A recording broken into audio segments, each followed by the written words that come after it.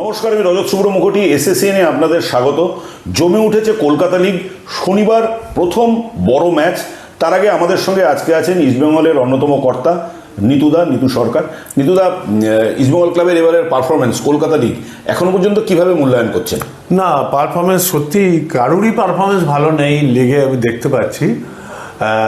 আমরাও প্র্যাকটিসের মাঠ পাচ্ছি না, প্লেয়ারদের সময় মতো আসতে পারিনি, নানা সমস্যার ভিতরে আছি।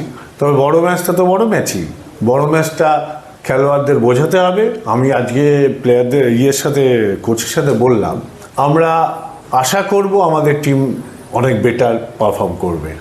নিতুদা, এইবার একটা কিন্তু কলকাতা ফুটবলে দেখা যাচ্ছে যে তিন প্রধানকে বড় চ্যালেঞ্জ দিয়ে দিয়েছে কিছু আন্ডার ডগস। এটাকে আপনারা কিভাবে দেখছেন? ডিএইচএফসি গতবারই উঠেছে, এবার ইউকেএফসি ভালো পারফর্ম করছে, আপনার কাস্টমস ভালো পারফর্ম করছে। এই দলগুলোর উত্থান, এটাকে আপনি দীর্ঘদিন ধরে ক্লাবের সঙ্গে জড়িত, কিভাবে দেখছেন এই উত্থান? না, এটা খুব ভালো জিনিস। কলকাতা লিগ, আমি যখন কলকাতা লিগ দেখতে আসতাম তখন সুধীর কর্মকারকে দেখে আমি আরও বেশি উদ্বুদ্ধ হতাম। সুধীর কর্মকার আমার জীবনের শ্রেষ্ঠ প্লেয়ার, খেলোয়াড়। সুধীর কর্মকারের সাথে আমি কারুর কম্পেয়ার করতে পারি না। সুধীরদার খেলা দেখতে পাবো না, এটা ভাবতেই পারতাম না। আমি 70s একদম গোড়ার থেকে খেলা দেখি। সিমিলারলি এই কলকাতার লিগটা খেলবার জন্য ভারতবর্ষের সব খেলোয়াড়েরা এখানে তিনটে ক্লাবের ভিতরে বিবেচনা করে যে যার মতো করে সই করতো, খেলতে আসতো, এনজয় করতো। কলকাতার লিগের গ্ল্যামারটা ভাবা যায় না সে সময় যা ছিল। তবে আমি আপনাদের কর্তৃপক্ষকে ধন্যবাদ দেব যে কলকাতার লিগটা মানুষের ঘরে ঘরে পৌঁছে দেওয়ার জন্য টিভির মাধ্যমে, অ্যাপের মাধ্যমে আবার যেন কলকাতা লিগটা সেই জমে উঠেছে।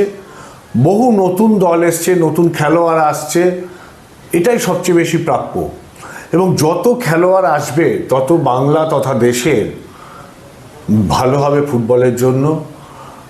আমরা আশা করব আরও নতুন ছেলে আসুক, শুধু বাঙালি ছেলে না, সারা দেশের ছেলেরা এখানে ইনভলভ হোক।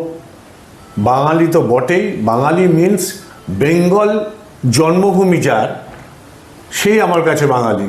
তাতে আমার জাতপাত ব্যাপার নেই। সেই তারা ফুটবলে আরও ফিরে আসুক, দেশের বিভিন্ন স্তর থেকে ক্রিম ছেলেরা আসুক, লিগ আরও সমৃদ্ধ হোক। আমি প্রত্যেক দিন দেখছি খুব ভালো প্রচার হচ্ছে এবং টিভিতে আমরা সবাই এনজয় করছি ম্যাচটাকে। নিতুদা, বড় ম্যাচ নিয়ে একটু কথা হোক। 19 তারিখ বড় ম্যাচ। না, বড় ম্যাচ 19 তারিখ খুব আর্লি হয়ে গেছে, এটা আমি বলতে পারি।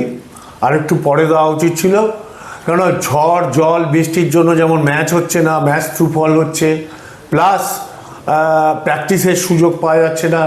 আমরা মাঠ পেলাম 15-20 দিন আগে হকির থেকে, তো এইভাবে তো ফুটবল হতে পারে না।